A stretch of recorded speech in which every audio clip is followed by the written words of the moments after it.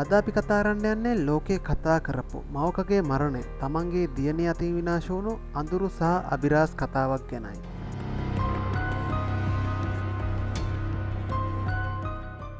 අම්මා වරුන් සහ දූල අතර තියෙන ලොකුම ආදරයක්. ඒ සමහර විට ඒ අතරේ අඳුරු පැත්තක් තියෙන්න පුළුවන් කියලා මේ වීඩියෝ එක බැලුවාම ඔයාට තේරුම් යයි.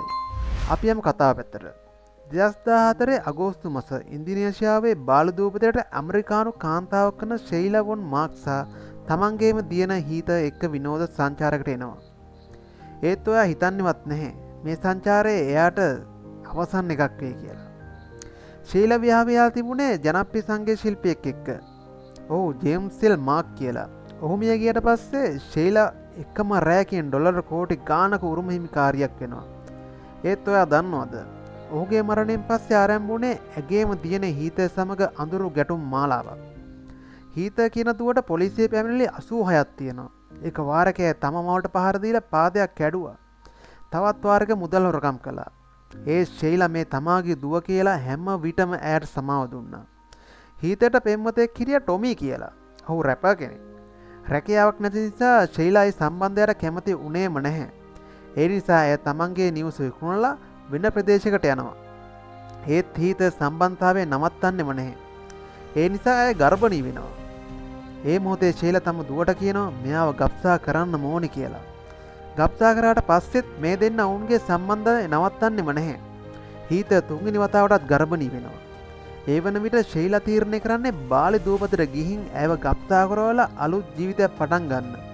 ඒත් හීත එදා තීරණය කරලා තිබ්බා මම අම්මව මරා දානවා කියලා. 2014 අගෝස්තු 12 ෂෙයිලා සහ හීත බාලිහි හෝටලයක ලැබුම් ගන්නවා. ෂෙයිලාට හිතෙන්නේ නැහැ තමන් එක්ක කාමරේ ඉන්න දියණිය තමාව මරන්න හදනවා කියලා. හීතගේ පෙම්වතා ටොමීට පණිවිඩයක් දාලා අම්මාව මරන්න වෙනවා කියලා. ටොමී බාලි වලට එනවා. ෂෙයිලාගේම ක්‍රෙඩිට් කාඩ් එකෙන් ටිකට් එක උත් ගන්නවා. ඊට පස්සේ අගෝස්තු 14 හෝටල් කාමරේදී ෂෙයිලා සහ හීත අතර දැඩි කතාබහක් අවසානයේ ටොමී එනවා. ඔහු යකඩයකින් ෂෙයිලාට පහර දීලා මරා දාන්නේ ඒ තැනදීමයි. ඊට පස්සේ ඔවුන් නැගී සිරුර සූට් කේස් එකට දාලා හෝටලේ ට්‍රක් එකකට දානවා. එතකොට කොහොමද මේ කතාව හෙළුණේ? හෝටලේ කාර්මිකයෙක් ට්‍රක් එකෙන් ලේ බේරන එක දැකලා පොලිසියට කියනවා. පොලිසිය එන විට සූට් කේස් එක ඇතුලේ තියෙන්නේ ෂෙයිලාගේ මල සිරුර.